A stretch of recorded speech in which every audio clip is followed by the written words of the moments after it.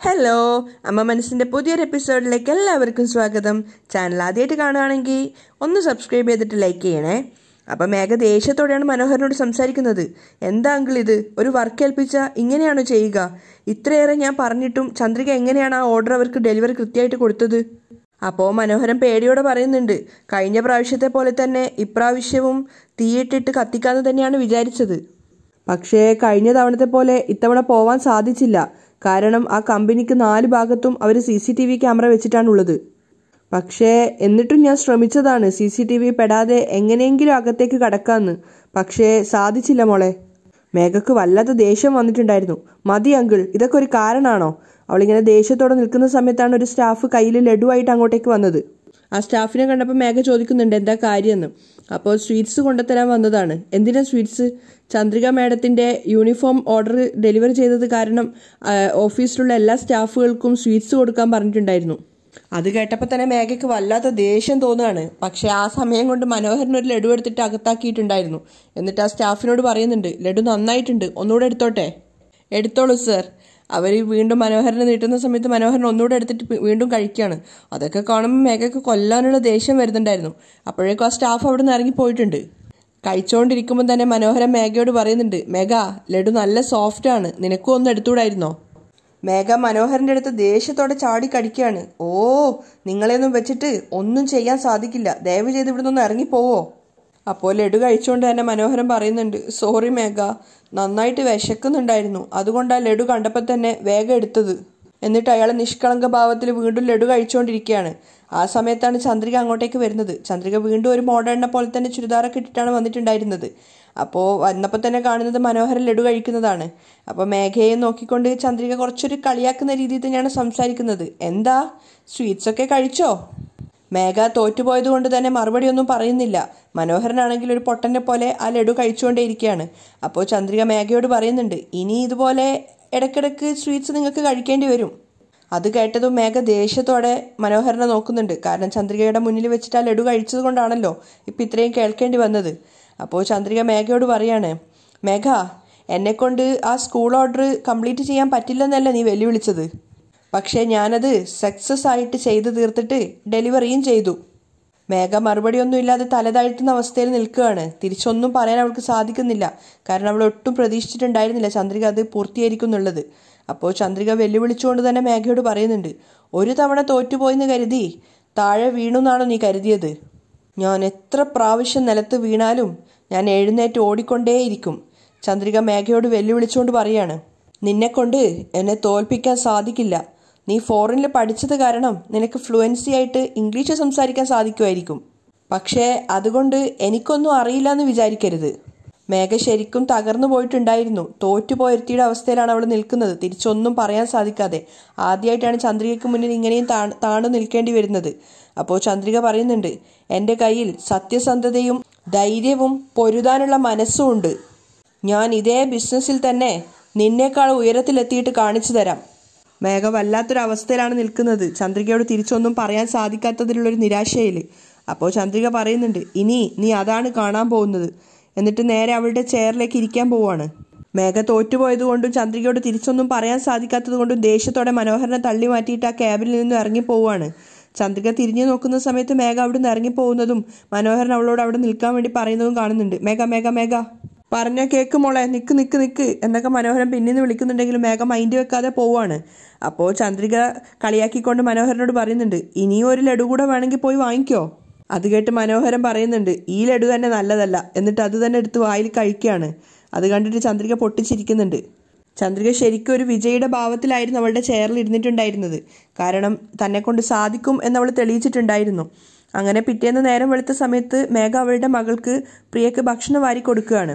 അടുത്തു തന്നെയായിട്ട് മനോഹരൻ ഇരുന്ന് പത്രം വായിക്കുന്നുണ്ട്. പ്രിയ ഭക്ഷണം മതിയെന്ന് പറഞ്ഞെങ്കിലും മേഘ നിർബന്ധിച്ച് കഴിപ്പിക്കുകയാണ്. ആ സമയത്താണ് മനീഷ് അങ്ങോട്ടേക്ക് വന്നിട്ടുണ്ടായിരുന്നത്. മനീഷിനെ കണ്ടത് സന്തോഷത്തോടെ പ്രിയ പറയുന്നുണ്ട്, ഹായ്, അച്ഛൻ വന്നു. അത് കേട്ടിട്ടാണ് മനോഹരനും മേഘയെ അങ്ങോട്ടേക്ക് നോക്കുന്നത്. മനീഷ് കാറിൽ നിന്നും 2 കവറൊക്കെ എടുത്തിട്ടാണ് ഇറങ്ങി വരുന്നത്. മനീഷിനെ കണ്ട പാടെ തന്നെ പ്രിയ സന്തോഷത്തോടെ ഇറങ്ങി ഓടുകയാണ്. മേഘ പിന്നീന്ന് വിളിച്ചെങ്കിലും പ്രിയ അവിടെ നിൽക്കുന്നുണ്ടായിരുന്നില്ല. മനീഷിനെ കെട്ടിപ്പിടിക്കുന്നുണ്ടായിരുന്നു.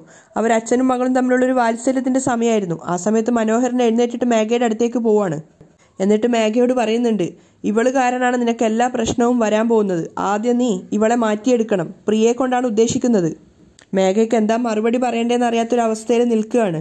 അപ്പോൾ മനോഹരൻ പറയുന്നുണ്ട്, പ്രിയ ഇവനെ വെറുത്താൽ മാത്രമേ ഇവൻ ഇങ്ങോട്ടേക്ക് വരുന്നത് അവസാനിപ്പിക്കാൻ സാധിക്കുള്ളൂ. അപ്പോഴേക്കും മനീഷ് കൊണ്ടുവന്നിട്ടുണ്ടായിരുന്ന കവർ എടുത്തിട്ട് പ്രിയയുടെ നേരെ കൊടുക്കുകയാണ്. എന്താ അച്ഛൻ ഇത്? അച്ഛൻ മോൾക്കും അമ്മയ്ക്കും ദീപാവലിക്കുള്ള ഡ്രസ്സ് വാങ്ങിയിട്ട് വന്നതാടാ. അത് കേട്ടതും പ്രിയ പൊട്ടിച്ചിരിക്കുകയാണ് സന്തോഷത്തോടെ. അതൊരു നല്ല ഫ്രോക്കായിരുന്നു. അത് തുറന്നിട്ട് പ്രിയക്ക് കാണിച്ചു കൊടുക്കുകയാണ്. എങ്ങനെയുണ്ട്? പ്രിയ അത് തൻ്റെ ദേഹത്ത് വെച്ച് നോക്കിയിട്ട് മനീഷിനോട് പറയുന്നുണ്ട്, ഹായ്, സൂപ്പറായിട്ടുണ്ട്, താങ്ക്സ് അച്ഛാ. എന്നിട്ട് അവന് ഉമ്മ കൊടുക്കുകയാണ്. അവർ തമ്മിലുള്ള ആ ഒരു സന്തോഷവും ആ ഒരു അടുപ്പവും കാണുന്തോറും മേഘയ്ക്കും മനോഹരനും ദേഷ്യം വരുന്നുണ്ടായിരുന്നു. മനോഹരൻ മേഘയോട് പറയാണ്, നോക്ക്, ആദ്യമായിട്ട് പുതിയ ഡ്രസ്സ് കാണുന്നത് പോലെയാണ് അവൻ കൊടുത്ത ഡ്രസ്സ് നിന്റെ മോള് നോക്കിക്കൊണ്ടിരിക്കുന്നത്. ശരിക്കും അത്രയും സന്തോഷത്തോടെ തന്നെയാണ് പ്രിയ മനീഷ് കൊണ്ടുവന്ന ആ ഒരു ഫ്രോക്ക് വീണ്ടും വീണ്ടും ദേഹത്ത് വെച്ച് നോക്കുന്നത്. അപ്പം മനോഹരൻ മേഘയെ ഇങ്ങനെ ദേഷ്യം പിടിപ്പിക്കാൻ വേണ്ടി ശ്രമിച്ചുകൊണ്ടേയിരിക്കുകയാണ്. എന്ത് കഷ്ടാ മേഘ ഇതൊക്കെ. നീ എന്താ നിന്റെ മോളും അവനും തമ്മിൽ സംസാരിക്കുന്നത് നോക്കി വെറുതെ നിൽക്കുന്നത്? പോയിട്ട് അതിന് രണ്ടെണ്ണം പൊട്ടിച്ചിട്ട് അതിനെയും കൂട്ടിയിട്ട് ഇങ്ങോട്ടേക്ക് വാ, മേഘയോട് മനോഹരൻ പറയുന്നുണ്ട്. അപ്പോൾ മേഘ ചെറിയൊരു സങ്കടത്തോടെ പറയാണ്, ഞാൻ പോയി വിളിച്ചാൽ അവൾ വരില്ല അങ്കിൾ, നിങ്ങൾ പോയി വിളിച്ചിട്ട് വാ. കേട്ട പാതി കേൾക്കാത്ത പാതി മനോഹരൻ പോയിട്ട് മനീഷിനോട് പറയാണ്, ഏയ്, നിന്നോട് ഈ വീട്ടിൽ വരാൻ പാടില്ല എന്ന് ഇതിനു മുന്നേ പറഞ്ഞിട്ടുള്ളതല്ലേ. നീ എന്തിനാ കുട്ടിക്ക് ഡ്രസ്സ് വാങ്ങിക്കൊണ്ട് വന്നത്? അവൾക്ക് ഡ്രസ്സ് വാങ്ങിക്കൊടുക്കാൻ ഞങ്ങൾക്കറിയില്ലേ? അല്ലെങ്കിൽ ഞങ്ങളുടെ കൈ കാശില്ലാന്ന് വിചാരിച്ചോ? ഡ്രസ്സ് വാങ്ങിക്കൊടുക്കാൻ വന്നിരിക്കുന്നു എന്ന് പറഞ്ഞിട്ട് പ്രിയയുടെ കയ്യിൽ നിന്ന് ആ ഫ്രോക്ക് വാങ്ങിച്ചിട്ട് മനീഷിനെ നേരെ വലിച്ചെറിയാണ്. ഇന്നാ നീ വാങ്ങിക്കൊണ്ടുവന്ന ഡ്രസ്സ്. മനീഷ് നല്ല ദേഷ്യത്തോടെയാണ് മനോഹരനെ നോക്കുന്നത്. അതിനുശേഷം ആ ഫ്രോക്ക് എടുത്തിട്ട് കയ്യിൽ പിടിച്ചുകൊണ്ട് മനോഹരനോട് പറയുന്നുണ്ട്, ഇങ്ങോട്ട് നോക്ക്, എൻ്റെ മോൾക്ക് ഞാൻ ആഗ്രഹത്തോടെ വാങ്ങിച്ചു കൊണ്ടുവന്ന ഡ്രസ്സാണ് ഇത്. വേണ്ടാന്ന് പറയാൻ നിനക്കൊരു അർഹതയുമില്ല. എന്നിട്ട് പ്രിയയോട് ചോദിക്കുന്നുണ്ട്, മോളെ, മോക്ക് ഈ ഡ്രസ്സ് ഇഷ്ടപ്പെട്ടോ? കേട്ടപ്പോൾ തന്നെ പ്രിയ പറയുന്നുണ്ട്, പിന്നെ എനിക്ക് ഒത്തിരി ഇഷ്ടമായച്ചാ, ഇന്നാ എൻ്റെ മോൾ എടുത്തോ എന്ന് പറഞ്ഞിട്ട് ആ ഫ്രോക്ക് വീണ്ടും പ്രിയയുടെ കയ്യിൽ തന്നെ കൊടുക്കുകയാണ്. അവളതിങ്ങനെ ചേർത്ത് പിടിച്ചിട്ടുണ്ടായിരുന്നു. അതിനുശേഷം മനോഹരനെ നോക്കിക്കൊണ്ട് കയ്യിലിരുന്ന മറ്റേ കവറിൽ നിന്നും വേറൊരു പൊതിയെടുത്തിട്ട് മേഘയുടെ അടുത്തേക്ക് പോവുകയാണ്. അതിലൊരു സാരിയാണ് ഉണ്ടായിരുന്നത്. മേഘയുടെ അടുത്തെത്തിയിട്ട് ആ സാരിയുടെ ബോക്സ് തുറന്നിട്ട് മനീഷ് പറയുന്നുണ്ട്, മേഘ, ഇന്നാ നിനക്കും പുതിയൊരു സാരി വാങ്ങിയിട്ടുണ്ട്. എന്നിട്ട് പുഞ്ചിരിച്ചുകൊണ്ട് അത് അവളുടെ നേരെ നീട്ടുകയാണ്. അപ്പോൾ മേഘ ചോദിക്കുന്നുണ്ട്, നീ എന്താ തമാശ കളിക്കുകയാണോ? എനിക്ക് സാരി വാങ്ങിത്തരാൻ നിന്നോട് പറഞ്ഞിട്ടുണ്ടായിരുന്നോ? മര്യാദയ്ക്ക് നീ വാങ്ങിക്കൊണ്ടുവന്ന ഈ ഡ്രസ്സൊക്കെ എടുത്തിട്ട് ഇവിടുന്ന് പോവാൻ നോക്ക്. മേഘ എന്തോ മനോഹരനെ ബോധിപ്പിക്കാൻ വേണ്ടി സംസാരിക്കും പോലെയാണ് പറഞ്ഞത്. കാരണം അവൾക്ക് വലിയ തൃപ്തികേടായിട്ട് തോന്നുന്നുണ്ടായിരുന്നില്ല. മനീഷിനോട് പറയത്തക്ക ദേഷ്യം ഇല്ല അവൾക്ക്. ആ സമയത്ത് മനീഷ് മേഘയോട് പറയുന്നുണ്ട്, പ്രിയക്ക് ഞാൻ കൊണ്ടുവന്ന ഫ്രോക്ക് നന്നായിട്ട് ഇഷ്ടപ്പെട്ടിട്ടുണ്ട്. പ്രിയയാണെങ്കിൽ ആ ഡ്രസ്സ് ഇങ്ങനെ നോക്കിക്കൊണ്ടേ നിൽക്കുകയാണ്. അപ്പോൾ മനീഷ് പറയുന്നുണ്ട്, ദീപാവലിൻ്റെ ഈ ദിവസം ആ ഡ്രസ്സ് നീ അവളെ ഇടാൻ അനുവദിക്കണം. നിനക്ക് ഇഷ്ടപ്പെട്ടിട്ടുണ്ടെങ്കിൽ നീ ഈ സാരി ധരിക്കണം, അല്ലെങ്കിൽ കളഞ്ഞേക്ക് എന്ന് പറഞ്ഞിട്ട് ആ കവറ് മേഘയുടെ കയ്യിൽ വെച്ചു കൊടുക്കുകയാണ്. മേഘയാണെങ്കിൽ തിരിച്ചൊന്നും പ്രതികരിക്കാൻ സാധിക്കാതെ ആ ഒരു കവറും പിടിച്ചുകൊണ്ടാണ് നിൽക്കുന്നത്. എന്നിട്ട് മനീഷ് തിരിച്ച് പുറത്തേക്ക് ഇറങ്ങിയിട്ടുണ്ടായിരുന്നു. ആ സമയത്ത് മനോഹരൻ വന്നിട്ട് മേഘയോട് പറയാണ്, അവൻ തന്ന സാരി കയ്യിൽ പിടിച്ചുകൊണ്ട് നിൽക്കുകയാണോ? എന്നിട്ട് അത് വാങ്ങിയിട്ട് മനീഷിനെ വിളിക്കുകയാണ്, ഏയ്, ഇന്നാ നീ കൊടുത്ത സാരി എന്ന് പറഞ്ഞിട്ട് മനീഷിനെ നേരെ അത് വലിച്ചെറിയാണ്. അപ്പോൾ സാരിയും ബ്ലൗസും ഒക്കെ അവിടെ ചിതറി നിലത്ത് വീണിട്ടുണ്ടായിരുന്നു. അതിനുശേഷം മനോഹരൻ വന്നിട്ട് പ്രിയയുടെ കയ്യിൽ നിന്ന് ആ ഫ്രോക്ക് പിടിച്ച് വാങ്ങിക്കാൻ നോക്കുകയാണ്. ഇങ്ങോട്ട് താ. പക്ഷേ പ്രിയ കരഞ്ഞുകൊണ്ട് വാശി പിടിക്കുന്നുണ്ട്, എനിക്കിത് വേണം, എനിക്കിത് വേണം. ആ കുട്ടിയുടെ കൂടെ ബലമായിട്ട് അത് പിടിച്ച് വാങ്ങിക്കാൻ ശ്രമിക്കുകയാണ് മനോഹരൻ. അപ്പോൾ പ്രിയ പറയുന്നുണ്ട്, ഞാനിത് തരില്ല, എനിക്കിത് വേണം, എനിക്ക് ഡ്രസ്സ് ഇഷ്ടപ്പെട്ടതാ. മനോഹരനാണെങ്കിൽ ചെറിയ കുട്ടികളെ പോലെയാണ് പെരുമാറുന്നത്. ഇങ്ങോട്ട് താ എന്നൊക്കെ പറഞ്ഞിട്ട് പ്രിയയുടെ കയ്യിൽ നിന്ന് ആ ഫ്രോക്ക് വാങ്ങിക്കാൻ ശ്രമിക്കുന്നുണ്ട്. പക്ഷെ എങ്ങനെയോ പ്രിയ ആ ഫ്രോക്കുമായിട്ട് അകത്തേക്ക് ഓടി രക്ഷപ്പെടുകയാണ്. ആ കുഞ്ഞിൻ്റെ അടുത്ത് മനോഹരൻ അങ്ങനെ പെരുമാറിയത് മേഘയ്ക്കും വലിയ താല്പര്യമുണ്ടായ കാര്യമായിരുന്നില്ല. കാരണം പ്രിയയുടെ മനസ്സിൽ ഒരുപാട് മുറിവുകൾ ഉണ്ട് എന്നുള്ളത് മേഘയ്ക്ക് അറിയാവുന്നതാണ്. മാത്രമല്ല അവളുടെ അച്ഛൻ്റെ അടുത്ത് കുറച്ചുകൂടി സേഫ്റ്റി ആണെന്ന് കൂടി മേഘയ്ക്ക് ഇപ്പോൾ തോന്നുന്നുണ്ടായിരുന്നു. മനീഷ് ദേഷ്യത്തോടെയാണ് മനോഹരനെ നോക്കുന്നത്. കാരണം തൻ്റെ കുടുംബം നശിപ്പിക്കാൻ ശ്രമിക്കുന്നത് അയാളാണെന്ന് മനീഷിന് ഏറെക്കുറെ മനസ്സിലായിട്ടുണ്ടായിരുന്നു. മനീഷിന് ശരിക്കും മനോഹരനെ കൊല്ലാനുള്ള ദേഷ്യമുണ്ടെങ്കിലും അവൻ അത്രമാത്രം പ്രതികരിക്കുന്നില്ല. അപ്പോൾ മനോഹരൻ പുച്ഛത്തോടെ പറയാണ്, ആ നിലത്തിട്ട സാരി കാണിച്ചിട്ട് പറയുന്നുണ്ട്, എടുത്തുകൊണ്ട് പോടാ. മനീഷ് നിലത്ത് നോക്കുന്ന സമയത്ത് സാരിയും ബ്ലൗസും കവറൊക്കെ ആയിട്ട് വേറെ വേറെ സെപ്പറേറ്റ് ആയിട്ട് കിടക്കുകയാണ്. മനീഷ് മേഘയാണ് നോക്കുന്നത്. മേഘ ആരെയോ ഭയക്കുന്നത് പോലെ തലതാഴ്ത്തി നിൽക്കുന്നതായിട്ട് മനീഷിന് തോന്നുന്നുണ്ട്. അവൻ കൂടുതലായിട്ടൊന്നും പറയാതെ അവിടുന്ന് ഇറങ്ങി പോവുകയാണ്. മനോഹരൻ കളിയാക്കുന്നുണ്ട്, ഓ, ഇതിന് മാച്ചിങ് ആയ ബ്ലൗസ് വരെ വാങ്ങിയിട്ട് വന്നിരിക്കുക അവൻ. മനീഷ് പിന്നീട് ഒന്നും പറയാതെ അവൻ്റെ കാറിൽ കയറിയിട്ട് തിരിച്ചു പോവാണ്. മേഘ എന്തോ ഒരു വല്ലാത്ത സങ്കടത്തോടെയാണ് നിൽക്കുന്നത്. ഒരു കുറ്റബോധവും അവൾക്കുണ്ടായിരുന്നു. അങ്ങനെ കുറച്ചു നേരം കൂടെ കഴിഞ്ഞപ്പോൾ കാണിക്കുന്നത് മലര് നല്ല ഉറക്കത്തിലാണ്. കയ്യിൽ മൈലാഞ്ചിയൊക്കെ ഇട്ടിട്ടാണ് കിടന്നുറങ്ങുന്നത്. ദീപാവലി ദിവസമായിരുന്നു, അതുകൊണ്ട് എല്ലാവരും നല്ല തിരക്കിലാണ്. ചന്ദ്രിക ഓരോരോ പലഹാരങ്ങൾ ഉണ്ടാക്കുകയാണ്. അവളെ സഹായിച്ചുകൊണ്ട് ഓരോരോ കാര്യങ്ങൾ ചെയ്യാണ് ലക്ഷ്മിയും മഹേന്ദ്രനൊക്കെ കൂടെ. അപ്പോൾ ചന്ദ്രിക മഹേന്ദ്രനോട് ചോദിക്കുന്നുണ്ട്, അച്ഛൻ നന്നായിട്ട് പാചകമൊക്കെ ചെയ്യുന്നുണ്ടല്ലോ, ഈ ജോലിയൊക്കെ അച്ഛൻ അറിയോ? അപ്പോൾ മഹേന്ദ്രൻ ലക്ഷ്മിയെ നോക്കി പുഞ്ചിരിച്ചുകൊണ്ട് പറയുന്നുണ്ട്, എന്താ മോളെ ഇങ്ങനെ പറയുന്നത്? എനിക്ക് പാചകമൊക്കെ പഠിപ്പിച്ചിട്ട് തന്നിട്ടാണ് എൻ്റെ അമ്മ എന്നെ വളർത്തിയത്. കല്യാണം കഴിഞ്ഞ ആദ്യ നാളില് നിന്റെ അമ്മയ്ക്ക് ഒരു പാചകവും അറിയില്ലായിരുന്നു. അതിന് പുറമെ ദീപാവലിയും പൊങ്കലും വന്നാല് എന്താ ചെയ്യേണ്ടതെന്ന് പോലും നിന്റെ അമ്മയ്ക്ക് അറിയില്ലായിരുന്നു. പേടിച്ച് നിൽക്കുമായിരുന്നു. അപ്പോഴൊക്കെ ആരാ പാചകം ചെയ്യാറെന്ന മോളുടെ വിചാരം? ഞാൻ തന്നെയാ പാചകം ചെയ്യാറ്. അപ്പോൾ ചന്ദ്രിക ചോദിക്കുന്നുണ്ട്, ശരിയാണോ അമ്മയെന്ന്. അപ്പോൾ ലക്ഷ്മി തന്നെ സമ്മതിക്കുകയാണ്, എനിക്ക് കല്യാണം കഴിഞ്ഞ ആദ്യ നാളുകളിൽ ചൂടുവെള്ളം വെക്കാൻ പോലും ശരിക്കും അറിയില്ലായിരുന്നു. പക്ഷേ നീ എന്നെ പോലെ അല്ല കേട്ടോ, നീ നിന്റെ അച്ഛനെ പോലെ എല്ലാ പാചകവും അറിയുന്ന കൂട്ടത്തിലാണ്. നല്ല കൈപ്പുണ്യുള്ള പാചകവുമാണ്. അത് കേട്ട് ചന്ദ്രിക പുഞ്ചിരിക്കുകയാണ്. മഹേന്ദ്രനും പറയുന്നുണ്ട്, ലക്ഷ്മി നീ പറഞ്ഞത് ശരിയാണ്.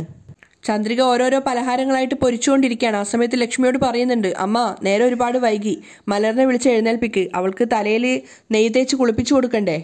ശരി മോളെ, ഞാൻ അവളെ കുളിപ്പിച്ചു വിടാം, നീ മറ്റുള്ള ജോലിയൊക്കെ ചെയ്യേ. അതിനുശേഷം മഹേന്ദ്രനോട് മലറിന് കുളിക്കാൻ വേണ്ടിയിട്ട് കുറച്ച് ചൂടുവെള്ളം വെക്കാൻ വേണ്ടി പറയാണ്. അപ്പോൾ മഹേന്ദ്രൻ അത് സമ്മതിക്കുന്നുണ്ട്. പക്ഷെ അത് കേട്ടപ്പോൾ ചന്ദ്രിക പറയുന്നുണ്ട്, എന്തിനാ അമ്മ അച്ഛനെ ബുദ്ധിമുട്ടിപ്പിക്കുന്നത്, ഞാൻ ചെയ്തു തരാമെന്ന്.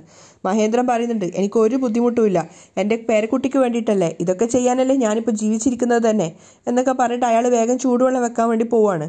ആ സമയത്ത് ലക്ഷ്മി മലറിനെ വിളിച്ച് എഴുന്നേൽപ്പിക്കുന്നുണ്ട്. അപ്പോൾ മലര് പറയുന്നുണ്ട്, കുറച്ചു നേരം കൂടെ ഉറങ്ങിക്കോട്ടെ എന്ന്. അപ്പോൾ ലക്ഷ്മി പറയാണ്, ഇന്ന് ദീപാവലി ദിവസമല്ലേ, എല്ലാവരും ദീപാവലിയുടെ പടക്കമൊക്കെ പൊട്ടിക്കുകയാണ്, ഈ സമയത്ത് മോള് മാത്രം ഉറങ്ങിയാൽ എങ്ങനെയാന്നൊക്കെ ചോദിച്ചപ്പോൾ മലര് വേഗം എഴുന്നേക്കാണ്. എന്നിട്ട് കയ്യിൽ ഇട്ട മൈലാഞ്ചി നോക്കുന്ന സമയത്ത് മൈലാഞ്ചി ചുവന്നിട്ടുണ്ടായിരുന്നു. അത് കണ്ട് സന്തോഷത്തോടെ മുത്തശ്ശിയോട് ചോദിക്കുന്നുണ്ട്, മുത്തശ്ശി എൻ്റെ മൈലാഞ്ചിയൊക്കെ ചുവന്നില്ലേ? നന്നായിട്ട് ചുവന്നിട്ടുണ്ട് എന്ന് പറയാണ്.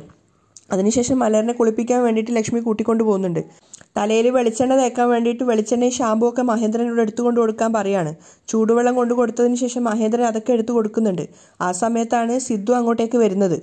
ഓ, എല്ലാവരും ചേർന്ന് മലറിനെ കുളിപ്പിക്കാൻ നോക്കുകയാണോ? അതെ സിദ്ധു, ഇന്ന് ദീപാവലി അല്ലേ, അതുകൊണ്ട് എണ്ണ തേച്ച് കുളിക്കണം, അതിനാണ് മലറിനെ എണ്ണ തേച്ച് കുളിപ്പിക്കുന്നത്, മഹേന്ദ്രൻ പറഞ്ഞു കൊടുക്കുകയാണ്. അപ്പോൾ സിദ്ധു പറയുന്നുണ്ട്, എനിക്ക് എണ്ണ തേച്ച് കുളിക്കുക എന്ന് പറയുന്നതേ ഇഷ്ടമല്ല. ലക്ഷ്മിയും പറയാണ്, അതൊക്കെ ഞങ്ങൾക്ക് അറിയുന്ന കാര്യമല്ലേ, എണ്ണ തേച്ച് കുളിക്കണമെന്ന് കേട്ടാലേ നീ ഓടിപ്പോയി രക്ഷപ്പെടുകയല്ലേ. അത് കേട്ട് സിദ്ധു പൊട്ടിച്ചിരിക്കുകയാണ്. അങ്ങോട്ടേക്കാണ് ചന്ദ്രിക വരുന്നത്. അപ്പോൾ ചന്ദ്രിക പറയുന്നുണ്ട്, സിദ്ധു സാർ, ദീപാവലിക്ക് എല്ലാവരും എണ്ണ തേച്ച് കുളിക്കണം എന്നാണ്.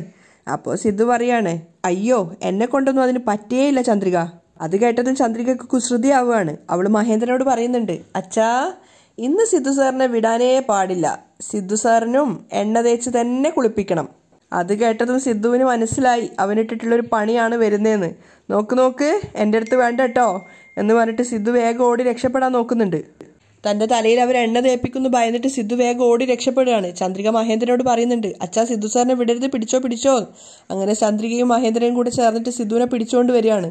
സിദ്ധു ഒരുപാട് രക്ഷപ്പെടാൻ ശ്രമിച്ചിട്ടുണ്ടായിരുന്നു, കാരണം അവന് തലയിൽ എണ്ണ തേക്കുന്നത് തീരെ ഇഷ്ടമില്ലാത്ത കാര്യമാണ്. അവസാനം കൊണ്ടുവന്ന് മലറിൻ്റെ അടുത്ത് ഇരുത്തുകയാണ്. മലരും ലക്ഷ്മിയും പൊട്ടിച്ചിരിക്കുന്നുണ്ടായിരുന്നു സിദ്ധുവിൻ്റെ ആ ഒരു അവസ്ഥ കണ്ടിട്ട്. സിദ്ധു വീണ്ടും യാചിക്കുന്നുണ്ട്, അങ്കിൾ വേണ്ട അങ്കിൾ എന്നൊക്കെ. അപ്പോൾ ചന്ദ്രികയോട് മഹേന്ദ്രൻ പറയാണ് വേഗം അവൻ്റെ തലയിൽ എണ്ണ തേക്കാൻ. അപ്പോൾ ചന്ദ്രിക ആകെ വല്ലാതായിട്ട് പറയുന്നുണ്ട്, ഞാനോ, അച്ഛൻ ചെയ്തു കൊടുത്താൽ മതി, അതെന്താ നീ കല്യാണം കഴിക്കാൻ പോകുന്ന ആളല്ലേ. അങ്ങനെ പറഞ്ഞിട്ട് ചന്ദ്രികയെ കൊണ്ട് തന്നെ സിദ്ധുവിൻ്റെ തലയിൽ എണ്ണ തേപ്പിക്കുകയാണ്.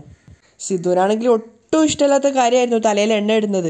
ചന്ദ്രികയാണെങ്കിൽ തലയിൽ എണ്ണ ഇട്ടിട്ട് ഇങ്ങനെ തലക്ക് തട്ടുന്നുണ്ടായിരുന്നു. അപ്പോൾ സിദ്ധു ചോദിക്കുന്നുണ്ട്, ചന്ദ്രിക നിനക്ക് എന്നോട് ഇത്രയ്ക്ക് ദേഷ്യമുണ്ടോ, എന്തിനാ ഇങ്ങനെ തലക്ക് തട്ടുന്നത്? അപ്പോൾ ചന്ദ്രിക ചിരിച്ചുകൊണ്ട് പറയാണ്, അങ്ങനെ തട്ടിയാലേ എണ്ണ താഴോട്ടേക്ക് ഇറങ്ങി വരുള്ളൂ. അങ്ങനെ താല്പര്യമില്ലാതെ സിദ്ധു അവിടെ ഇരുന്നിട്ട് തലയിൽ എണ്ണയൊക്കെ തേക്കുകയാണ്. അതിനുശേഷം മലറിനെ കുളിപ്പിച്ചു കൊണ്ടുവന്നിട്ട് ലക്ഷ്മി മലറിൻ്റെ അടുത്ത് ഇരുത്തുകയാണ്. അപ്പോൾ മലരിങ്ങനെ പറഞ്ഞുകൊണ്ടിരിക്കുന്നുണ്ട് പുതിയ ഡ്രസ്സ് ഇടണമെന്ന്. ആ സമയത്ത് തലയ്ക്ക് സാമ്പ്രാണി കൂടെ പുകച്ചതിന് ശേഷം ചെയ്യാമെന്നാണ് പറയുന്നത്. അങ്ങനെ പുകയൊക്കെ കൊള്ളിച്ചതിന് ശേഷം മലറിന് പുതിയ ഉടുപ്പ് മാറ്റി കൊടുക്കുകയാണ്. അതിനുശേഷം ചന്ദ്രികയും മഹേന്ദ്രനൊക്കെ നന്നായിട്ടുണ്ട് ആ ഉടുപ്പ് എന്ന് പറഞ്ഞിട്ടുണ്ട്.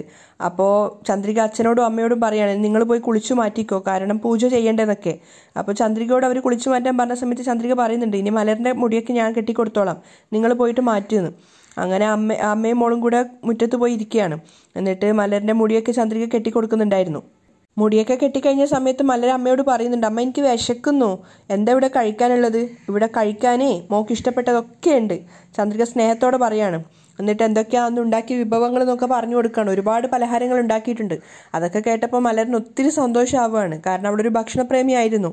അതിനുശേഷം ചന്ദ്രികയുടെ കെട്ടിപ്പിടിച്ച് ഉമ്മ കൊടുത്തിട്ട് മലർ പറയുന്നുണ്ട്, ഹായ് എൻ്റെ നല്ല അമ്മ എന്ന് പറഞ്ഞ് അമ്മയും മോളും കെട്ടിപ്പിടിക്കുകയാണ്. അവിടെയാണ് ഇന്നത്തെ എപ്പിസോഡ് വൈൻഡപ്പ് ചെയ്യുന്നത്.